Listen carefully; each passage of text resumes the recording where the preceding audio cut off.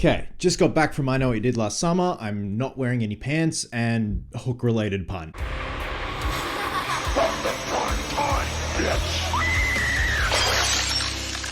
Okay, so before we get into the review, I just want to do a quick little recap of I Know What You Did Last Summer and I Still Know What You Did Last Summer. So I've said this before when it came to my trailer reaction for this film. For the 2025 I Know What You Did Last Summer, I equated to the quote from The Simpsons when Bart says, the Schwarzeneggers, the Stallones, and to a lesser extent, the Van Dams. And that lesser extent, the Van Dams, has always been I Know What You Did Last Summer and I Still Know What You Did Last Summer.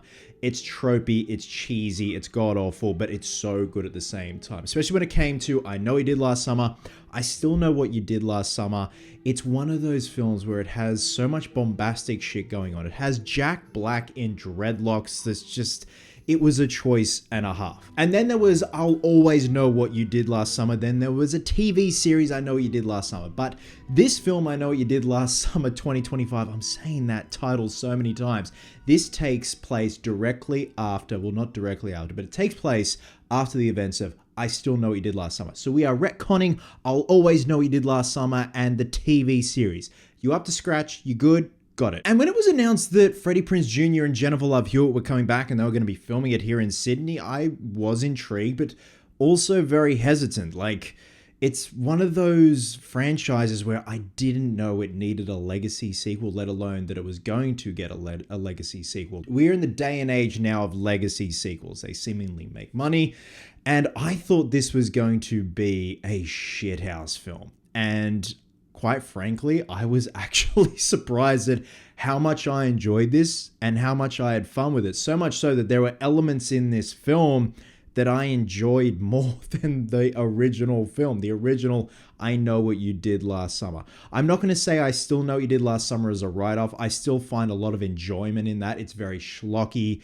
It's very over the top. It's very tropey, like the trope of all the dead bodies all of a sudden coming out like an amusement park ride. I love all that stuff, but it definitely is with that film and I Know What You Did Last Summer. It is very much products of the 90s, which is totally okay. You lean into that, you have fun with it. But when it comes to this film, it somewhat leans into the 90s nostalgia whilst being set in, I'm assuming, 2024, 2025. So the basic premise for I Know What You Did Last Summer 2025, brackets, we got a group of kids celebrating 4th of July. We haven't heard that one before. When they happen to cause a very serious accident that results in the death of a random person. Now they have to live with that, and a year on, they're getting stalked by someone that is sending them notes that says, I know what you did last summer. They then enlist the help of Freddie Prinze Jr.'s Ray and Jennifer Love Hewitt's Julie James, our legacy characters, to try and sort out what the fuck is going on. And then from then on, it's all bombastic, and holy shit, this was actually a good time.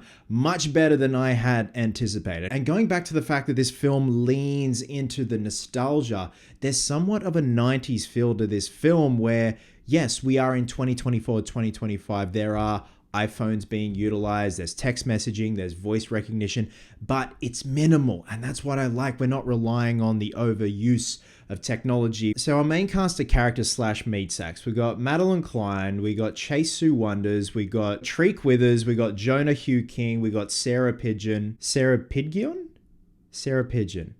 I don't know, I can't read. And to be honest, I gave a shit about this crew more than I gave a shit about the previous crew. And, you know, I think I will always have a soft spot for Jennifer Love Hewitt, Freddie Prinze Jr., Ryan Phillippe, Sarah Michelle Gellar in the first film. And even Johnny Galecki to a lesser extent.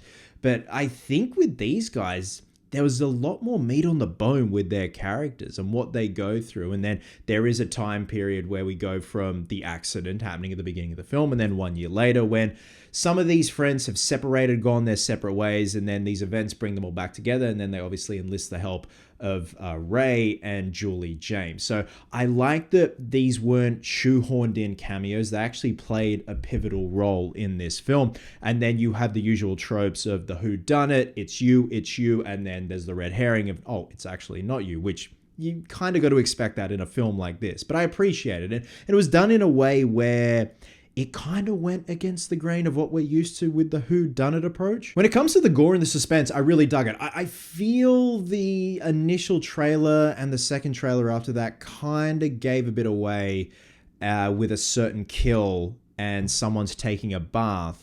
But at the same time, I feel like the film really showcases the intentional comedy and the levity that that comedy can bring to certain scenes. And not just that particular scene, but other scenes where just the dialogue was actually very funny and the audience was bursting out laughing, including myself. And again, it adds that bit of levity. And then you have a heavy scene where someone gets a fucking hook through the gob. I think one of my biggest gripes possibly is to do with the ending. It's not the ending on a whole. It's certain elements, aspects of the ending where I felt some things weren't necessary. Now, the ending itself, I feel like I'm going to have to do an ending explain video because I don't want to go too much into it. The ending is an ending. It's a decision and a half, and I actually like that they leaned into that. So that's all I'm going to say in terms of the ending, but I feel like I'm going to have to do an ending explain video. And there is a mid-credit scene. Make sure to stick around for that one because it's an absolute cracker and a half. So much so that my mate Joshy and Joshy accompanied me to the premiere tonight. We actually want to do a skit on it when the film's been out for a good couple of days and doing the rounds just so everyone has seen it. So there's that. I feel like there were just some instances where it was too, this is a very intellectual word, screamified, where there was too much explanation going on with, let's say, X, Y, and Z.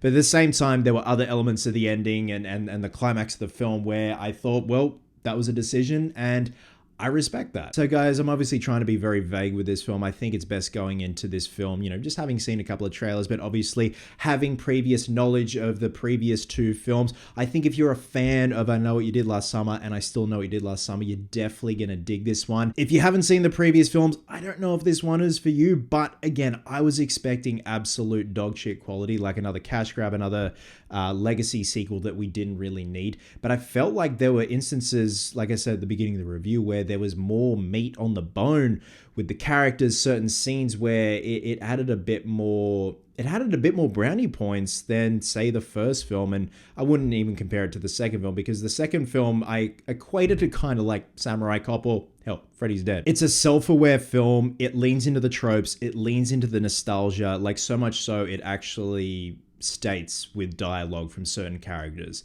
that it's aware this is nostalgia bait. So I respect that approach. It's funny, the co-writer of this film, who's also the director, co-wrote Thor: Love and Thunder. So like, you know, what a turnaround and a half. I reckon give this one a crack, guys. You might be pleasantly surprised. I definitely was. And with that, I'm going to be giving I Know What You Did Last Summer 2025 3 Freds out of 5. And can I say, Freddie Prinze Jr.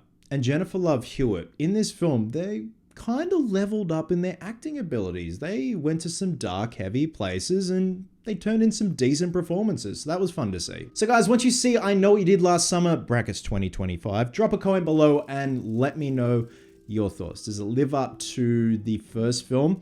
Even the second film? And which one's your favorite in the franchise? For me, I think I'm always going to have a soft spot for the first film. Like, that was a pocket in time where, even though I was in primary school, you know, we had Scream, Scream 2, I Know What You Did Last Summer, we had Dawson's Creek, Halloween H2O. There was just this weird pocket of late 90s isms going on. It was just a good time to be a 90s kid. And then when I Still Know What You Did Last Summer came about, it was a choice and a half, but I still dig it, warts and all. But this one, I Know What You Did Last Summer 2025, nice little surprise and a half. Love you guts, and I'll catch you in the next one.